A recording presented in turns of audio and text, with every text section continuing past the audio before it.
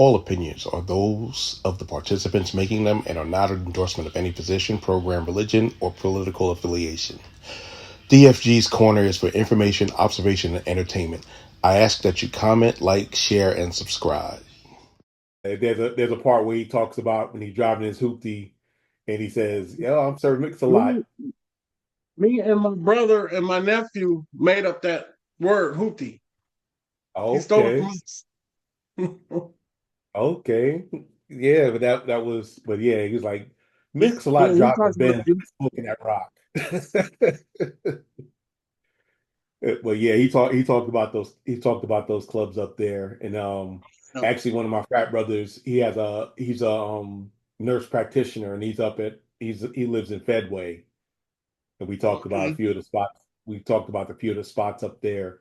You know that Crown Plaza with the revolving restaurant on top that they DJ sometimes. Yeah. Yeah, those places like that. And when the wharf was open before the earthquake in '01, that was like that was like, oh gosh. I used to love going down there when I used to go to the West Coast. Oh yeah. But trust me, I know a lot. You had I any know a other lot. ones? It was It's mostly at the just clubs. almost at the A clubs. couple cyphers at the club. So have any ever popped up at your door with no clothes on or underneath nothing underneath like in Boomerang? No, one in my car though. How did they get in your car? When I got off work, went to the car. One up with my How did ride. that Wow. has any ladies in the group did that? Showed up to somebody's house and had nothing under their coat. Heck no. Okay, Pearl. I know I saw you had that church finger. You got to spill. It wasn't a stalking situation, but it was more of a booty call. Okay. Very interesting. It was more of a booty call. Had a trench coat on, some high heels, and nothing else. Okay, so I guess somebody was happy for that. But if a woman shows up to my door with nothing on a trench coat, the door getting slammed. I don't know because it might be a setup. You might be getting got. You're looking at the Well, it goodies, and was next thing the you know guy knew somebody I was like, taking coming out though. blicky all up in your spot, like the blicky in your face. Talk about, you know what time it is. Well, he knew I was coming, so that's maybe a difference. He knew I was coming. He just So didn't know he how I was coming. so he knew you was coming. So he knew when you came, he came. Right. Exactly. I got you. I got you. What your shirt say, Dabs? The Better Dad Better dad Society. society. Oh, that's cool. That's cool. Hey, Pro, what happened to your coworker? I miss him, man. He should have wish he'd been on. Oh yeah, I forgot to send it to him. I told him about it. But I think today is his daughter's birthday.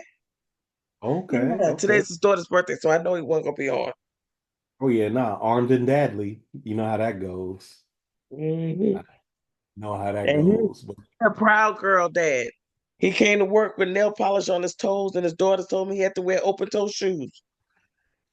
well, He obliged, and he wore those open toe shoes with them purple toenails.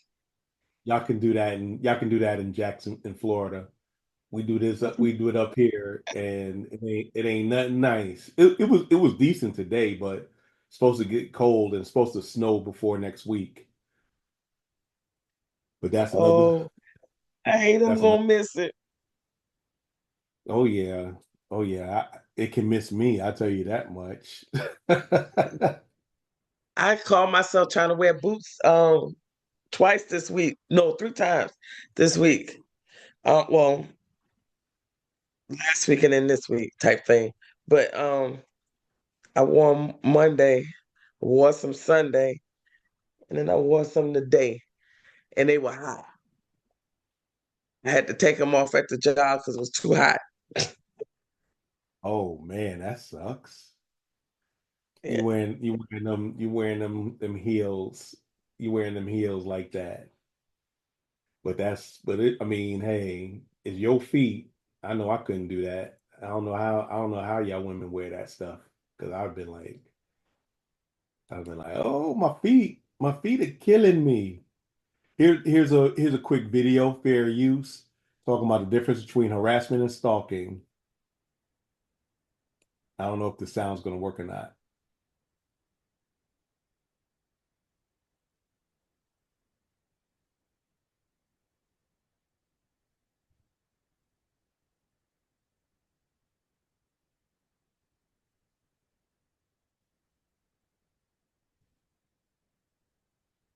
No, it doesn't look like the sound is working. But as you can see, Miss Christie, Miss Christie White is walking in a dark parking garage with smiling like it ain't nothing going on. But I'll stop it since there's no sound. Can't really get copyrighted with it. People walking in stuff like that by themselves at night in the parking lot or just anywhere down a lonely street. When we used to walk from the plaza to our neighborhood, I used to have a pair of keys in Yeah, my keys yeah. sticking in my thing, Your father, your ready, father walking. taught, I your father taught absolutely you. was going to bring that up. That was my main question. Yeah, Why she don't have her keys in her hand with the one poking out? You know. yeah. Simple, because I You used to know, have them like they were brass knuckles. Hmm. you, you know, your father taught y'all that. That's the That's importance right. of That's having. right. Well, I was going to say the same thing. We all did that. And I'm a guy, and I did that because you never know. So what we're talking about, audience, is in New York in the 70s and 80s was surprisingly rough. So we lived about 5 blocks or 7 blocks from where our building was. About 7 blocks from the local train station before they built the train station next to the projects. We'd walk down there, and our father told us, he said, when you're walking by yourself, always carry your keys, but have one key between your knuckles. So if somebody comes at you, you hit them, and that key get them. And it's against your hand, so you won't break your hand or nothing like that. And that's something that stuck with all of us growing up, to have a weapon, because we wasn't allowed to really carry knives or the blicky. So the keys was the next best thing. And you don't really think about stuff like that if you're not in those situations, but that's one of the things that, a safety precaution if you're in an unfamiliar area around people you don't really know like that. Before we knew DFG. about mace, well, we were project people. We couldn't afford mace. I just lifted up my arms because I was thinking. That would help. But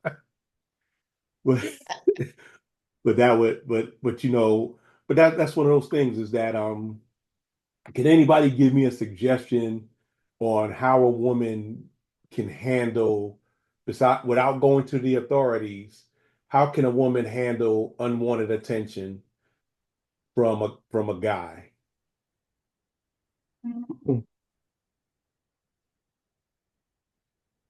Your You mic say is, unwanted attention.